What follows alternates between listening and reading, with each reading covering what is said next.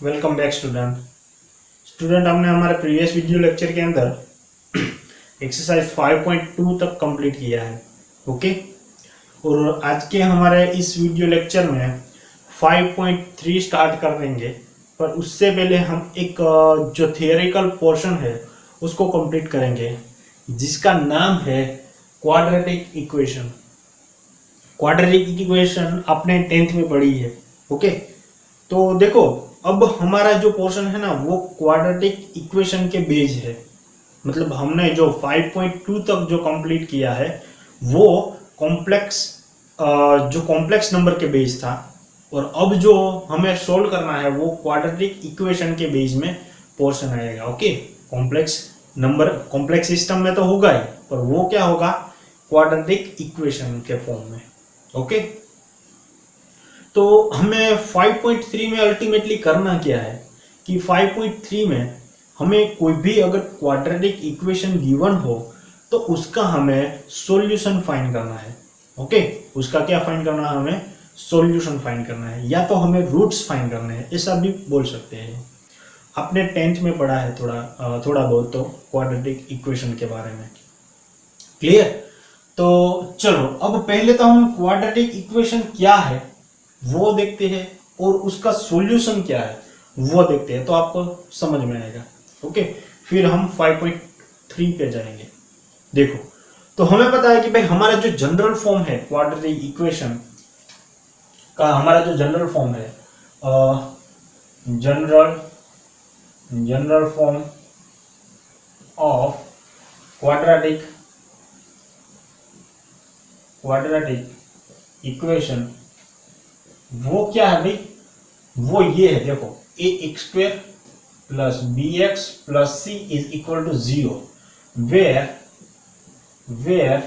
a b c वो r के सभ्य हो गए। ओके, r के मेंबर हो गए, and a does not equal to 0, ये कंडीशन है। ये हमारा general form of quadratic equation है। समझो इसको पहले कि भाई क्वाड्रेटिक का मतलब होता है कि अगर पावर किसी इक्वेशन की 2 हो, मतलब हमें कोई भी इक्वेशन गिवन हो और उसमें जो भी वेरिएबल है उसकी मैक्सिमम पावर अगर 2 है तो वो क्वाड्रेटिक हो जाएगा। ओके, और इक्वल टू के राइट हैंड साइड 0 हो जाता है तो वो क्वाड्रेटिक इक्वेशन बन जाएगा। ओके, इक्वेशन तभी बनेगा जब हमें राइट साइड या तो लेफ्ट साइड कोई भी साइड इक्वल टू 0 हो, तब हमारा इक्वेशन बनता है। ओके, ये देखो, मैं आपको लिखूं कि ax plus b is equal to 0, है ना, तो मैं इक्वल टू 0 यहां लिखा, अगर मैं इक्वल टू 0 यहां भी लिख दूं तो भी ये इक्वेशन ही बनेगा। इक्वेशन तभी बनेगा जब इक्वल टू हमें 0 आए।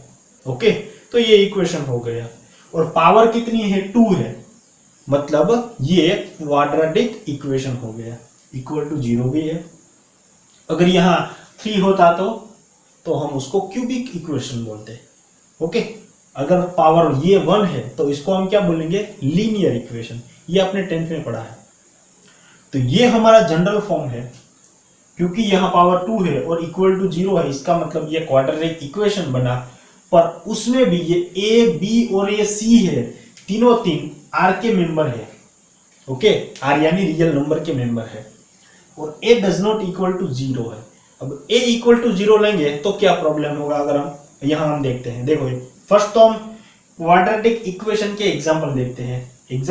फॉर एग्जांपल, ये a की जगह अगर मैं 2 ले लूं, b की जगह अगर मैं 3 ले लूं, और ये -2 ले लूं, c इज इक्वल टू -2, तो ये इक्वेशन कैसा बनेगा। देखो, ये ax² बन जाएगा, मतलब 2x² बन जाएगा, प्लस b यानी 3x हो जाएगा, और c यानी -2 हो जाएगा। तो ये हमारा क्या बना, क्वाड्रेटिक इक्वेशन।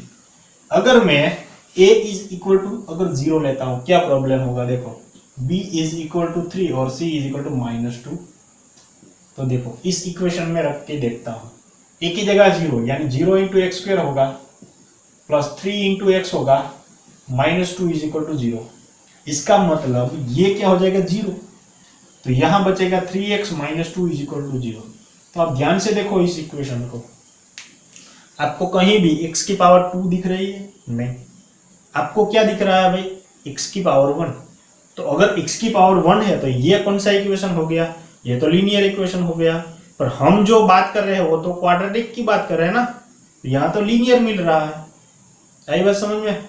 इसका मतलब अगर a इज इक्वल टू 0 हम लेंगे तो हमारा इक्वेशन क्वाड्रेटिक रहेगा नहीं, हमारा इक्वेशन कैसा हो जाएगा, लीनियर हो जाएगा। ओके, पर हमें किस इक्वेशन की बात करनी है, क्वाड्रेटिक इक्वेशन की। क्लियर? तो क्वाड्रेटिक इक्वेशन में always a does not equal to 0 होता है। ओके, समझ में आ गया?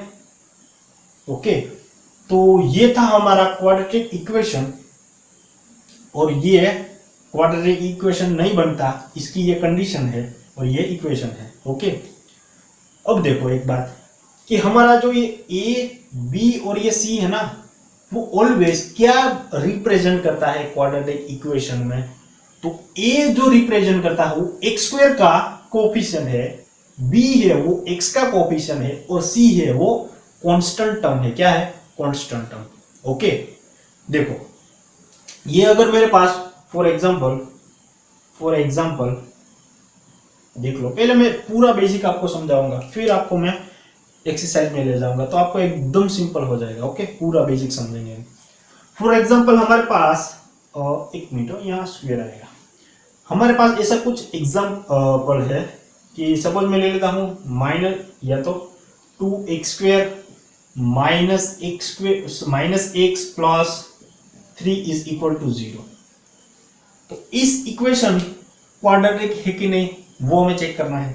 तो भाई यहाँ x की मैक्सिमम पावर 2 है, यहाँ 1 है और यहाँ 2 है, तो मैक्सिमम तो 2 हुई ना, इसका मतलब 2 मैक्सिमम पावर है, तो हमारा इक्वेशन क्वाड्रेटिक है। अब हमें उसमें से ये a b और c निकालना है। कैसे निकालेंगे? देखो इस इक्वेशन से के साथ कंपेयर करते हैं, ax² plus bx plus c is equal to 0। तो मैंने आपको बताया कि भाई ये a b और c क्या रिप्रेजेंट करते हैं, कोफिशिएंट। ये x² का कोफिशिएंट है, b x का कोफिशिएंट, और c क्या है, कांस्टेंट टर्म है। तो अब देखो इन दोनों को हम कंपेयर करेंगे x² वाले के साथ, तो यहां मुझे a बराबर a इज इक्वल टू क्या मिलेगा, देखो यहां मैं करता हूं 2x² is equal to ax², इसका मतलब x² काट तो a इज इक्वल टू 2 मिला। पर a इज इक्वल टू यहां देखो ये x² का कोफिशिएंट है और ये 2 क्या है, x² का ही कोफिशिएंट है। इसका मतलब हम दोनों कोफिशिएंट को कंपेयर कर सकते हैं। a इज इक्वल टू 2 मिला, इसका मतलब क्या करते हैं, हम इन दोनों कोफिशिएंट को कंपेयर कर सकते हैं। यहां देखो मेरे पास क्या है, bx है और यहां क्या है, -x है। इसका मतलब ये दोनों कट हो गए, तो b इज इक्वल टू मुझे -1 मिला। तो यह सीधी बात हुई ना कि b इज इक्वल टू, देखो यहां कुछ नहीं है तो -1 होगा ना, क्योंकि यहां माइनस है। इसको आप ऐसे भी लिख सकते हो -1 इंटू x। ओके, तो हो गया b इज इक्वल टू -1। तो सीधी बात ये है ना, b इज इक्वल टू -1 कैसे होगा, इन दोनों को आप x के कोफिशिएंट को कंपेयर करेंगे, और c इज इक्वल टू 3 होगा। c इज इक्वल टू क्या मिलेगा, 3, क्योंकि ये कांस्टेंट टर्म है। तो a की वैल्यू हमें मिली 2, b की वैल्यू मुझे -1 मिली और c की वैल्यू मुझे मिली 3। आई बात समझ में? तो ऐसे हम abc फाइंड कर सकते हैं, और abc नथिंग बट क्या है, coefficient of x², coefficient of x, और ये कांस्टेंट टर्म। क्लियर बात? एक फॉर एग्जांपल हम दूसरा भी एग्जांपल देख लेते हैं। ये फर्स्ट था और सेकंड, देखो ये अच्छे से समझ में आ गया तो क्वेश्चन एकदम सिंपल हो जाएगा। अगर मेरे पास होगा x² minus x minus 2 is equal to अगर 0 है, तो इसका abc क्या मिलेगा, देखो इसका abc मिलेगा, इसको हमें किसके साथ कंपेयर करना है, compare with ax² plus bx plus c is equal to 0। चलो कंपेयर करो इसके साथ, तो आप क्या बताओगे भाई कि भाई x क्या रिप्रेजेंट करता है, सॉरी a क्या रिप्रेजेंट करता है, x² का कोफिशिएंट, और यहाँ x² का कोफिशिएंट कुछ नहीं है तो 1 तो है ना, तो a इज इक्वल टू क्या मिलेगा हमें, 1। सीधी सी बात है।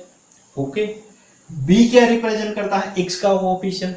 एक्स का कोएफिशिएंट क्या है, यहां देखो माइनस की साइन है ना, तो कुछ नहीं तो वो -1 तो होगा, यानी b इज इक्वल टू -1 हो जाएगा, और c is equal to constant term, c is equal to -2। Okay, अगर ये मैंने दोनों a b c कैसे फाइंड किया, अगर ये समझ में नहीं आता तो इन दोनों को कंपेयर करो, इन दोनों को कंपेयर करो इसके जैसा, तो आपको abc मिल जाएगा। ओके, और समझ में आ गया हो तो सही बात है, यहां से हमें आगे देखना होगा। चलो, अब ये तो हमने एबीसी फाइंड किया। ओके, ये तो एकदम आसान था। अब हमें इसका सॉल्यूशन फाइंड करना है, किसका, क्वाड्रेटिक इक्वेशन का। तो देखो, अब देखो, मैंने शायद फर्स्ट वीडियो में ही थोड़ा सा आपको बताया था कि भाई हमारे पास कोई भी इक्वेशन, क्वाड्रेटिक इक्वेशन अगर है, मैं जनरल फॉर्म को ही यूज करता हूं। देखो कि अगर हमारे पास ax² plus bx plus c is equal to 0 type का कोई भी क्वाड्रेटिक इक्वेशन है, तो इसका सॉल्यूशन क्या होगा। देखो, इसका जो रूट्स होगा या तो सॉल्यूशन होगा वो x is equal to -b plus और माइनस √d अपॉन 2a होगा। ओके, या आप इसको सॉल्यूशन भी बोल सकते हो, और या आप इसको रूट्स भी बोल सकते हो। ओके, मैंने तब बात की थी कि अगर where d is equal to b² minus 4ac, b² is equal to 4ac, ये मेरे पास कंडीशन थी d की। ओके ना, फिर मैंने एक और बात बोली थी फर्स्ट वीडियो में, है ना, अगर आपको याद हो तो, कि अगर d इज ग्रेटर देन 0 है, अगर d इज ग्रेटर देन 0 है, तो आपको दो प्रकार के रूट्स मिलेंगे, real roots, real and unequal roots, unequal roots मिलेंगे। ओके, या तो सॉल्यूशन भी बोल सकते हो। अगर d इज इक्वल टू 0 है, तो जो आपको सॉल्यूशन मिलेगा वो रियल होगा, रियल एंड इक्वल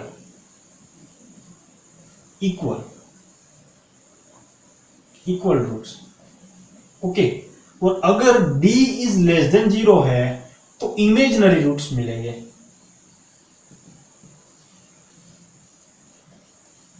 क्या मिलेंगे, इमेजिनरी रूट्स एंड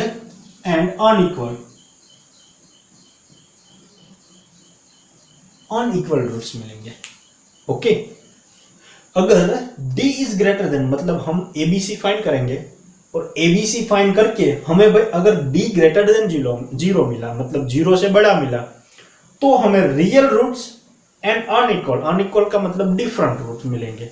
ओके, और d इज इक्वल टू 0 मिलता है, तो रियल रूट और इक्वल टू रूट इक्वल मिलेंगे, मतलब रियल भी मिलेंगे और इक्वल, दोनों रूट्स क्या मिलेंगे, सेम मिलेंगे। मैंने दोनों शब्द यूज किया, वर्ड्स यूज किया, क्योंकि यहां देखो मेरा इक्वेशन क्वाड्रेटिक है, तो मुझे जो रूट्स मिलेंगे वो भी 2 मिलेंगे, है ना। अगर मेरा क्यूबिक या इक्वेशन होता तो मुझे 3 रूट्स मिलते।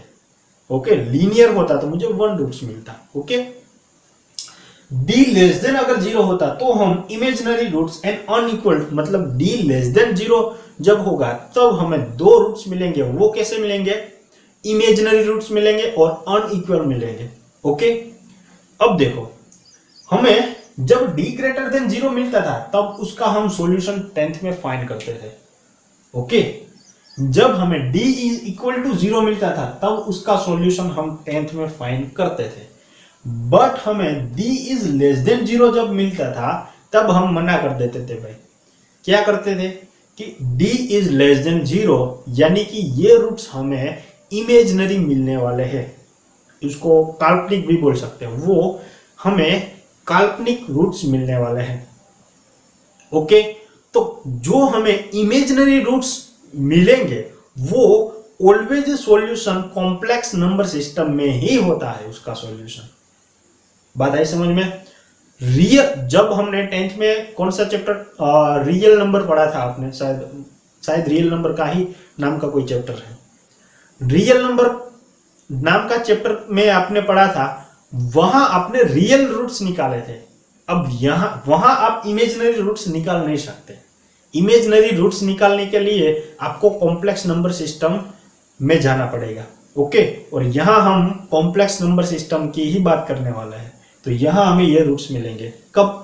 d इज लेस देन 0, मतलब अब यहां हम इसका सॉल्यूशन फाइंड करेंगे।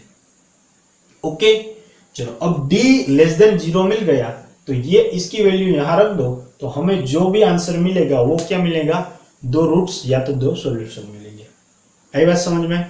ओके, तो ये था हमारा क्वाड्रेटिक इक्वेशन के बारे में थोड़ा सा डिस्कशन। ओके, ये समझ लो, एक बार इसको नोट कर लो। फिर हम 5.3 का एक एग्जांपल लेके अगर यहां हम देखते हैं तो आपको अच्छे से समझ में आ जाएगा। क्लियर? चलो देखते हैं एक एग्जांपल। चलो एक्सरसाइज 5.3 में क्वेश्चन 1 एंड 2 फर्स्ट में देखते हैं। देखो ये एक्सरसाइज हमारे चैप्टर की एकदम सिंपल, और चैप्टर ही सिंपल है। ओके, एक्सरसाइज तो दूर की बात है, पर ये एक्सरसाइज एकदम सिंपल है। देखो ये तो हर एक को आ जाएगा कि x² + 1 इज इक्वल टू 0 है। अब इसका हमें सॉल्यूशन फाइंड करना है। देखो एक्सरसाइज 5.3 है ना, उसमें 1 से लेके 10 तक क्वेश्चन है, उसका हमें सॉल्यूशन फाइंड करना है। ओके, तो चलो फाइंड करते हैं। फर्स्ट तो देखो इजी है, एकदम सिंपल है, क्योंकि हमारे पास ये मेथड जो है ना सॉल्यूशन की, x is equal to -b plus और माइनस √d/2 है, और d is equal to b² - 4ac। Okay, ये कोई भी quadratic equation ax² + bx + c is equal to 0 के लिए है। ओके, पर यहां तो देखो कोई bx वाला फॉर्म ही नहीं है, x² वाला है और कांस्टेंट हम है, और जब भी ये बीच वाला टर्म नहीं होगा तो हम डायरेक्ट ही सॉल्यूशन फाइंड करेंगे। ये इस मगजमारी में हम नहीं जाएंगे। ओके, देखो तो यहां हम डायरेक्ट करेंगे x² + 3 is equal to 0 is a given function, given equation, sorry is a given equation, direct लिख देते हैं। सो x² इज इक्वल टू -3 होगा। अब देखो, अब मैं क्या करता हूं, इस -3 को मैं ऐसे लिख सकता हूं, देखो x² is equal to 3i² लिख सकता हूं। क्यों? क्योंकि भाई हमें पता है कि i² इज इक्वल टू -1 होता है। i² इज इक्वल टू क्या होता है? -1 होता है। ओके, तो देखो इन दोनों को आप 3 से मल्टीप्लाई करो तो ये हो जाएगा 3i², और ये 1 × 3 -3 हो जाएगा। आई बात समझ में? यानी कि आप -3 को 3i² से भी लिख सकते हो, बात एक ही है। ओके, अब दोनों साइड आप स्क्वायर रूट निकालो, तो x is equal to square root निकालोगे तो ये प्लस भी आएगी वैल्यू और माइनस भी आएगी, ये आपको पता है। तो इसका स्क्वायर रूट क्या होगा? 3 का √3, और i² का क्या हो जाएगा? i। Okay, clear? तो अब देखो इसका आंसर हम प्लस में भी लिख सकते हैं एंड माइनस में भी लिख सकते हैं, यानी x is equal to -√3i भी लिख सकते हैं। ओके, क्वेश्चन इजी, ये तो डायरेक्ट ही था। अब सेकंड क्वेश्चन देखो, सेकंड क्वेश्चन का हम सॉल्यूशन देखते हैं। देखो सेकंड में हमें क्वाड्रेटिक इक्वेशन एक गिवन है और इसका हमें सॉल्यूशन फाइंड करना है, और उस सॉल्यूशन को हम किस रास्ते से लेके जाएंगे? इस रास्ते से। ओके, तो हमें फर्स्ट ऑफ ऑल तो हमें डी फाइंड करना पड़ेगा। तो डी फाइंड कैसे होगा? ए, बी और सी की वैल्यू निकाल के। मैंने आपको बताया ए बी सी कैसे निकालते हैं। देखो इस इक्वेशन को हम हमारे जनरल फॉर्म से कंपेयर करेंगे। ओके, तो यहां here a2x² + x + 1 is equal to 0 जो इक्वेशन है, इसको हम कंपेयर करेंगे।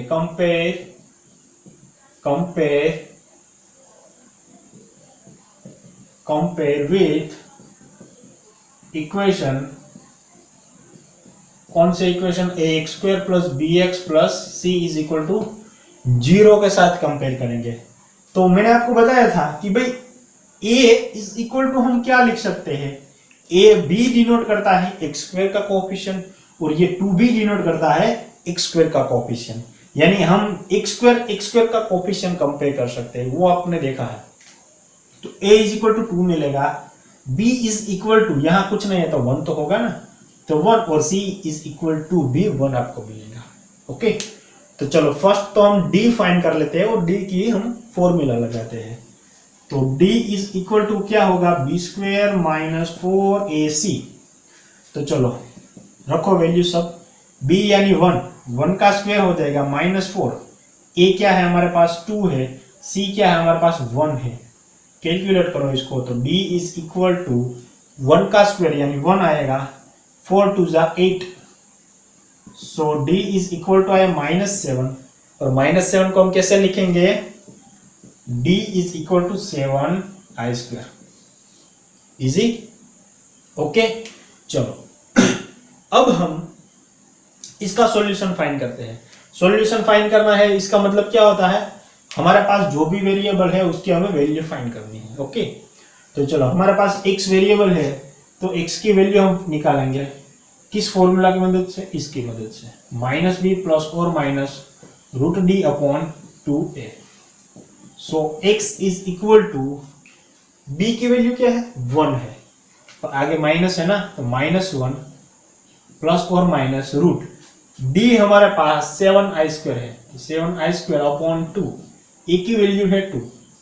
ओके, तो चलो x is equal to -b -1 plus और माइनस i² का स्क्वायर रूट होगा i, और 7 का रूट 7 हो जाएगा, और ये हो जाएगा 4।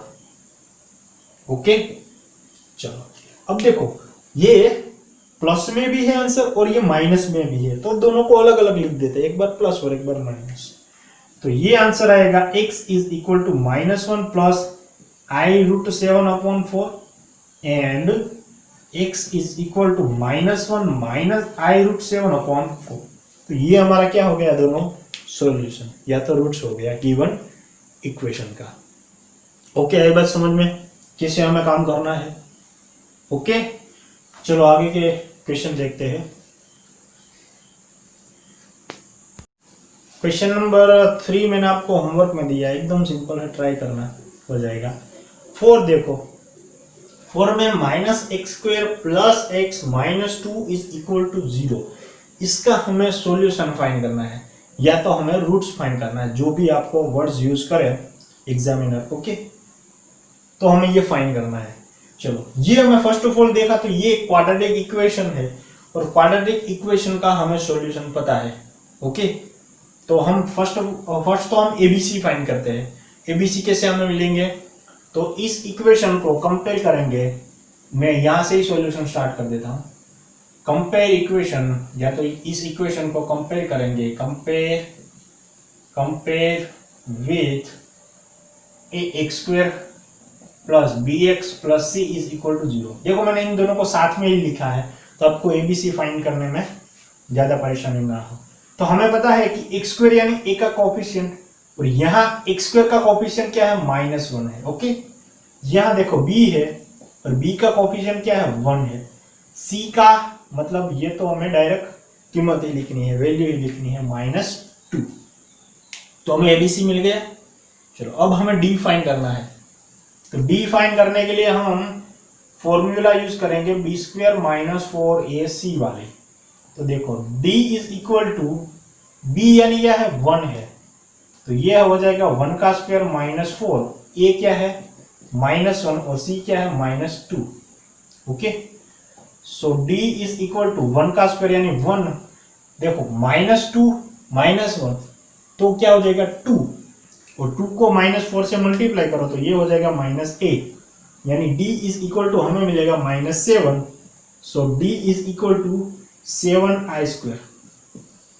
ओके, यहां देखो अगर हमारे पास ओड नंबर में माइनस है तो उसका आंसर भी मल्टीप्लिकेशन में आंसर माइनस ही आएगा। देखो 1 2 और 3 मतलब 3 माइनस वाला है, तो ऑलवेज उसका मल्टीप्लिकेशन माइनस में ही आएगा। ये -8 मैंने लिख दिया, सबका मल्टीप्लिकेशन कर दो और माइनस लिख दो, और यहाँ -7 को आप ऐसे लिखेंगे। ओके, चलो अब इसका हमें सॉल्यूशन फाइंड करना है। तो सॉल्यूशन क्या होगा, x is equal to minus B plus और माइनस रूट डी अपॉन 2 है। ओके, चलो b की वैल्यू क्या है हमारे पास, -1 लिख दो यहाँ। So x is equal to -1 plus और माइनस रूट डी, यानी कि √7i² आया अपॉन 2। a की वैल्यूज क्या है, -1। ओके, देखो यहाँ x is equal to -1 plus और माइनस, चलो इसका स्क्वायर रूट क्या होगा, i² का i हो जाएगा और 7 का √7 होगा और नीचे क्या होगा, -2। तो इसको आप एक बार प्लस में लिखो और एक बार माइनस में लिख दो, तो ये हो जाएगी x is equal to -1 plus i√7 upon -2 and दूसरा हो जाएगा x is equal to -1 minus i√7 upon -2। Okay ना, तो इसको आप देखो माइनस यहां से कॉमन निकाल दो तो ये ऐसा हो जाएगा, देखो x is equal to minus common निकाला तो 1 प्लस i√7 होगा और अपॉन में -2 कट हो जाएगा, तो ये चीज बचेगी x is equal to 1 plus i√7 upon 2। तो ये हमें दूसरा रूट मिला। आई बात समझ में? जहां तक आप कुछ भी कैलकुलेट कर सकते हो, एक्सप्लेन कर सकते हो, वहां तक करना, तो आपको एक पर्टिकुलर या तो एक्यूरेट आपको आंसर मिलेगा। ओके, चलो इसके क्या है, क्वेश्चन नंबर 5 देखो, इसके आगे का क्वेश्चन नंबर 5 में हमें बताना है x² plus 3x plus 5 is equal to 0। इसका हमें रूट्स फाइंड करना है। चलो तो निकालते हैं रूट्स। तो फर्स्ट तो हम एबीसी फाइंड करेंगे, और एबीसी कैसे फाइंड करेंगे, इसके साथ कंपेयर करके, मतलब हमारा जनरल फॉर्म जो है उसके साथ कंपेयर करेंगे। यहां से मैं सॉल्यूशन स्टार्ट कर देता हूं। तो इसको हम कंपेयर करेंगे, compare with ax² plus bx plus c is equal to 0। यानी हमें a क्या मिलेगा भाई, मैं अब तो लिख देता हूं कि a मिलेगा हमें 1, b हमें 3 मिलेगा और c इज इक्वल टू 5 मिलेगा। ओके, अब देखो b² निकाल देता हूं, सॉरी b² नहीं पर d निकाल देता हूं। So d is equal to b² minus 4ac, ये हमारे पास फॉर्मूला है ना। अब देखो b² यानी क्या हो जाएगा, d is equal to b² यानी क्या हो जाएगा, 3 का स्क्वायर माइनस 4, a क्या है हमारे पास 1, c क्या है हमारे पास 5। इसका मतलब d इज इक्वल टू 3 का स्क्वायर होगा 9 माइनस ये हो जाएगा 5 4 जा 20, सो ये हो जाएगा -11। सो d इज इक्वल टू हो जाएगा 11i²। ओके, यहां तक तो कंप्लीट हो गया। अब देखो हमें इसका सॉल्यूशन फाइंड करना है, एकदम सिंपल है। कैसे फाइंड करेंगे, देखो x is equal to -b plus और माइनस √d अपॉन 2a, ये फॉर्मूला यूज कर दो। अब देखो x is equal to minus b क्या है हमारे पास 3 है, 3 को यहां रख दो, प्लस और माइनस d की वैल्यू हमें क्या मिली 11i², यहां रख दो, अपॉन 2, a की वैल्यू हमें क्या मिली भाई 1, वो यहां रख दो। ओके, तो चलो x is equal to -3 plus और माइनस 11i², i² का स्क्वायर रूट होगा i और 11 का होगा √11 अपॉन 2। ओके, ध्यान से देखो ये प्लस में भी है और माइनस में भी है, लिख दो x is equal to minus plus i √11 upon 2 and जो दूसरा मिलेगा x वो -3 माइनस i√11 अपॉन मिलेगा 2। ओके, बात खत्म। तो आज का वीडियो हम यहाँ तक ही रखेंगे, आगे की वीडियो लेक्चर में हम आगे का क्वेश्चन सोल्व करेंगे। ओके, चलो थैंक यू।